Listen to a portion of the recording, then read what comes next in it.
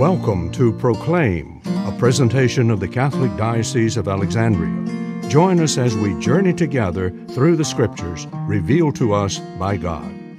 Good morning and welcome to Proclaim. As chapter 15 begins, we again have Mark giving us the setting. So as soon as morning came, the chief priest with the elders and the scribes, that is, the whole Sanhedrin, held a council. Again, we have to remember that even though there were some indications that there were gatherings at night, you couldn't hold a formal council meeting of the Sanhedrin in darkness.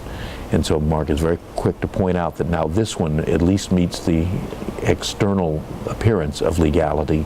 The fact that the decision was already determined, that it was a done deal in a sense, doesn't change that. It now goes on record in a sense.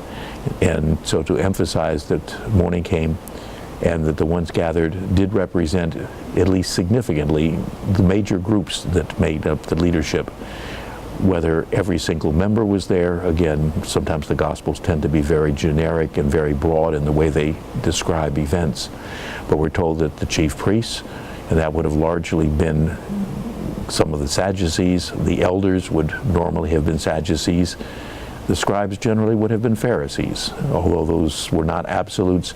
But we basically find here a gathering of all of those who throughout Jesus' public ministry challenged him, in some way plotted against him, and now we're going to, at least in their mind, be successful in finally eliminating him as a thorn in their side. And they're going to have to do this in a way that goes beyond their own political authority, because they couldn't put someone to death.